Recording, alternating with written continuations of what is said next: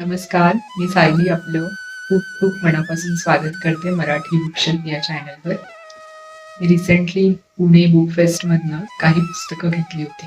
त्याचं shopping blog पण टाकला होता आपल्या चॅनलवरती. व्हिडिओ तुम्ही बघू शकता. त्यातलं एका पुस्तकाचा रिव्ह्यू मी आज पोस्ट करत आहे.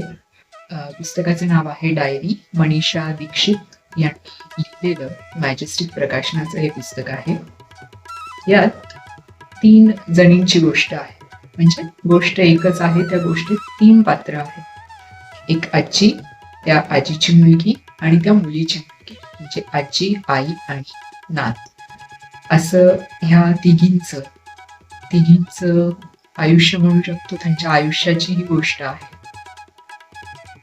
तिघी जणींचं भावविश्व किती वेगळं असतं. एकाच गोष्टीकडे तिघी जणी किती वेगळ्या पर्स्पेक्टिव्हने बघत असतात. हे या पुस्तकातनं त्यांनी अगदी चोख शब्दात मांडलं आहे. पर्स्पेक्टिव्ह जेव्हा आपण ड्रॉइंग शिकतो तेव्हा एखाद्या ऑब्जेक्टचं चित्र जेव्हा काढलं जातं तेव्हा आपण कोणत्या पर्स्पेक्टिव्हने तो देखावा म्हणा, ते चित्र म्हणा काढतो आहे, त्या पर्स्पेक्टिव्ह जसा बदलतो तसं ते चित्रही बदलतं. तसंच काहीसं ह्या पुस्तकातनं मांडलं गेलंय की तिची मुलीची, त्या नातीची जी आई असते ती एक नाटकात काम करणारी अभिनेत्री असते. त्यामुळे ती खूप कमी वेळ तिच्या घरासाठी, फॅमिलीसाठी, त्या मुलीसाठी देऊ शकत असते. त्यामुळे कायमची त्या मुलीच्या मनात एक अढी राहून गेलेली असते. ती तिच्या आजीच्या म्हणजे वडिलांच्या आईच्या आणि वडिलांच्या दृष्टिकोनातनं, त्यांच्या पर्स्पेक्टिव्हनं तिच्या आईकडे बघत असते आणि म्हणून ती अढी अधिकाधिक घट्ट होत जात असते. आणि शेवटी वडीलही नसतात, आजीही नसते. आणि मग ती अढी कशी सोडवली जाते.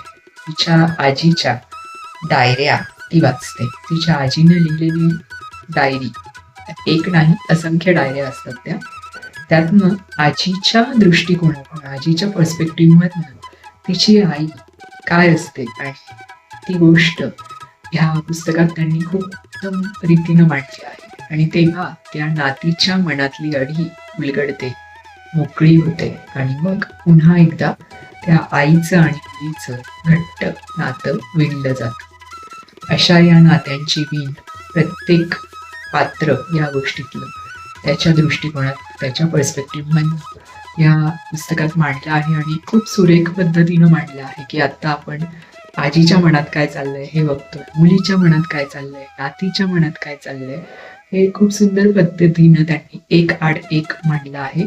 तेव्हा हे पुस्तक जरूर घ्या, जरूर वाचा. Stay tune till next video and good bye.